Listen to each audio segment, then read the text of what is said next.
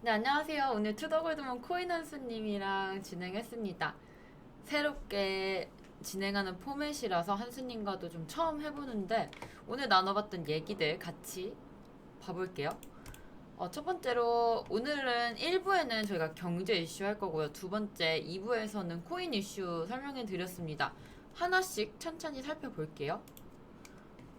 한국은행 어제 빅스텝을 밟았습니다. 기준금리 10년 만에 3%대로 올라갔고 예금금리도 오르면서 같이 대출금리도 좀 오를 것으로 보이고 있어요.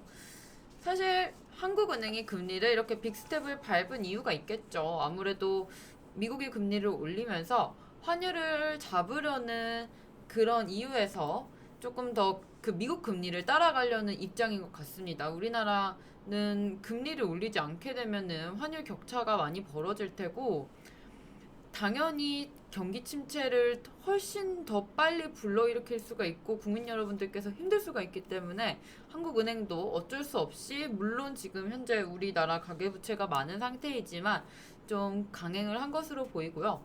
뭐 이게 우리 시장을 단기간적으로 좀 나쁘게 할 수 있고 당연히 뭐 침체가 오게 만들 수는 있겠지만 이 부분 불가피하게 또 한국은행에서 올렸다는 점도 인지해 주시고 지금 금리 때문에 조금 힘들 수 있지만 우리가 다음 스텝을 위해서 좀 인플레이션을 잡고 나간다면 좀 괜찮게 시장을 잡히지 않을까라는 입장에서 올린 거기 때문에 너무 염려하지 마시고 우선은 한국과 미국의 금리 차가 0.75에서 0.25 정도로 좀 줄었다는 거. 물론 연말엔 더 벌어질 거지만 좀 줄어서 지금은 환율을 좀 더 잡겠다라는 의지가 강력한 것으로 보입니다. 따라서 너무 안 좋게 생각하지 마시고 잘 되고 있으니까 좀 경제를 정상화하려는 과정이니까요. 이런 부분들 한번 봐주셨으면 좋겠어요.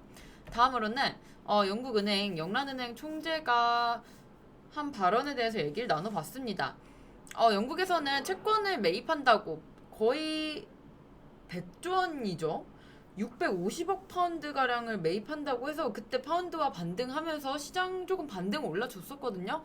근데 또 14일 내일 모레입니다. 우리 시간으로는 내일인데 내일 이제 이 국채 매입을 그만 중지를 하겠다라는 발언을 하면서 다시 좀 투자자들한테 포지션 정리 이제 좀 해라라는 말을 했던 것 같아요. 지금 달러가 강세가 계속해서 일어나고 있기 때문에 채권 수익률 아무래도 급등을 했습니다. 근데 급등을 하면서 또 주식은 하락하는 이런 사건이 벌어졌고 영국에서 물론 이렇게 파운드와 추락을 이런 개입으로서 조금 막았긴 하지만 사실은 이게 정확하게 해결책은 아니기 때문에 다시금 이런 정책에 대한 회의론이 좀 부각이 됐었던 것 같습니다. 영국 경제 지금 펀더멘털이 개선되는 게 아니고 지금 잠깐 이렇게 잡았다 놓는 거기 때문에 시장이 많이 그것 때문에 흔들렸다는 좀 점을 좀 기억을 해주시고 지금 영국은행에서도 국채 매입을 좀 중단을 했다는 소식을 알려왔습니다. 다음 소식. 미국에서 삼성과 SK가 중국에 있는 공장이 반도체 공장이 있죠. 거기에 수출을 통제한 것을 1년 정도 좀 미뤄졌다고 해요. 1년 정도 미뤘다는 것은 아직은 우리가 미국에서도 지금 그런 반도체 기술 같은 거를 떼와서 우리가 공정을 해서 중국에다가 파는 그런 실정이기 때문에 사실상 우리 1년 유예했다는 건 한국 기업 입장을 배려한 거거든요.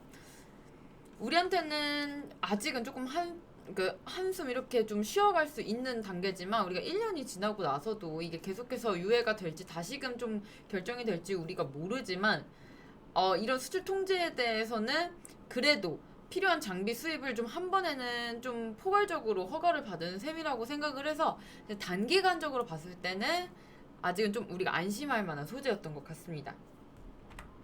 다음으로 IMF 얘기를 해볼게요. IMF에서 성장률 전망치를 내놨어요. 세계 성장률 전망치를 내놨고 그 중에 한국도 포함이 되어 있습니다. 한국은 다른 나라들보다는 그래도 성장치가 2022년에는 좀 높게 나온 편이에요. 많이 방어를 잘 해준 편이고 물론 내년에는 조금 하락하는 2.0%, 2.1%까지 하락하는 면은 있지만 한국 성장률 전반적으로 좀 괜찮게 봤다. 하지만 세계적으로 지금 힘든 상황이기 때문에 세계적으로는 경제 전망치가 당연히 내려갔고요. 러시아나 우크라이나 쪽은 유럽 쪽이죠. 아직 나오진 않았는데 조금 더 하락할 것으로 보이고 IMF에서 또 금리 인상, 현재 속도 유지하는 게 맞지만 속도 조절 정도는 필요하다라는 말까지 좀 덧붙여서 마무리를 했습니다. 마지막으로 오늘 9시 반에 우리가 미국 소비자 물가 지수가 나옵니다. 미국 소비자 물가 지수가 어제 PPI가 나오고 나서 PPI가 한 0.4%가 오르면서 높게 나왔습니다. 근데 시장에서는 CPI도 이번에 그냥 예상치만큼 나오겠다라는 가정이 있는데, 아무래도 우리가 CPI를 중요하게 봐야 될 이유가 미국의 GDP를 운영하고 있는, 이루는 주된 것들이 바로 개인 소비 지출이라고 합니다. 미국에서는 개인 소비 지출이 정말 중요한데, 이런 것들 따라서 개인 소비 지출과 CPI 연준에서 중요하게 보는 지표이기 때문에 꼭 봐야 하고, 지금 현재 주거비 부분에서 물가 상승세를 계속해서 자극을 하고 있어요. 따라서 CPI 쪽으로 관심이 쏠리고 있다는 것도 기억을 해주시고, 요즘에는 지표들이, 예전에는 우리가 지표를 많이 보진 않았지만 요즘에는 중요하게 생각이 되면서 이러한 지표들 꼭 체크하시고 차트를 보셔야 된다는 것도 알려주셨습니다. 지금 현재 우리가 뭐 어떤 호재도 없고 어떤 악재도 많이 없습니다. 악재라기보다는 지금 경기 침체 우려밖에 없기 때문에 이러한 작은 지표들 하나하나에 우리가 좀 신경을 써서 투자를 하셔야 된다는 점 좀 기억해줬으면 좋겠습니다. 다음으로 코인 이슈 보겠습니다. 구글에서 암호화폐 결제를 시작한다고 하네요.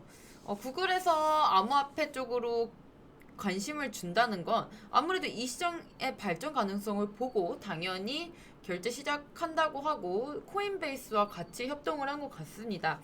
코인베이스도 굉장히 큰 거래소이고, 코인베이스 미국의 주식에도 상장돼 있는 회사이기 때문에 믿을 만한 회사와 지금 협력을 하고 있다. 또 이러한 암호화폐 결제가 시작이 된다면 구글에 이더리움을 검색하면 우리 이제 이더리움 내가 얼마나 가지고 있는 것까지 이제 연동이 돼서 나올 수 있다는 점, 이것도 정말 흥미로운 점인 것 같습니다. 다음으로 이더리움 머지 이후에 공급량이 감소가 되었다고 해요. 채굴량이 99%가 감소가 되면서 공급량도 따라서 감소가 됐고, 공급량이 감소되었다는 말은 디플레이션이 일어날 수도 있다. 디플레이션이 일어나게 된다면 결국에는 이더리움의 가격 상승까지 우리가 바라볼 수 있다는 점까지 체크해 보시면 좋을 것 같아요. 다음으로 위즈덤 트리에서 두 번째 비트코인 현물 ETF가 반려되었다는 소식입니다.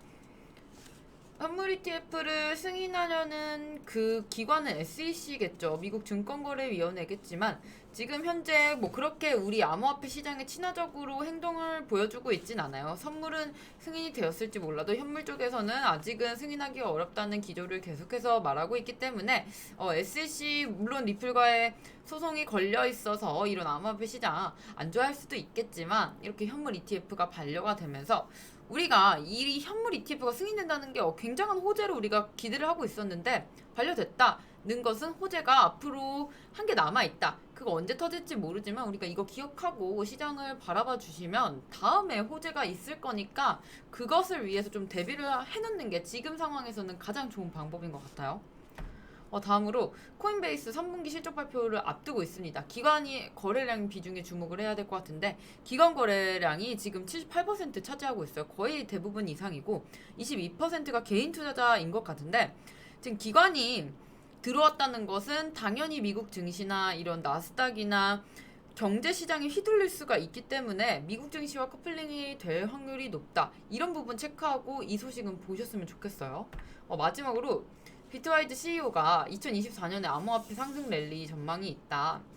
우리가 암호화폐 시장에는 반감기가 있기 때문에 우리가 반감기를 잘 이게 살펴보고 이제 매수 타점을 들어가고 매도 타점을 들어가면 좋을 것 같아요. 지금 현재 원래는 상승장 이후에 1년 정도 모든 거를 거의 하락을 하고 다 내뱉는다고 하죠. 하락하고 마지막 3년 동안 회복을 하면서 그 다음 상승장을 좀 대비하고 있기 때문에 우리가 지금 딱 그 길목에 있는 거 아닌가, 우리가 상승장을 대비하기 위한 초석을 다지는 그쪽에 있는 거 아닌가. 따라서 투자자분들께서 이런 부분 생각하시고 지금 조금 물량 조금씩 모아 가셔서 우리가 상승장 때 큰 수익 볼 수 있도록 하셨으면 좋겠습니다. 오늘 이렇게 마지막으로 코인 이슈까지 다 살펴봤고요. 오늘 무료 방송 있습니다. 코인 한수님 오후에 6시에 무료 방송 있으니까 꼭 7시죠. 7시에 있으니까 들어오셔서 무료 방송 참여해 주시고 모르는 거 있으면 질문하시면 좋을 것 같아요. 저는 다음 이 시간에 오겠습니다. 안녕.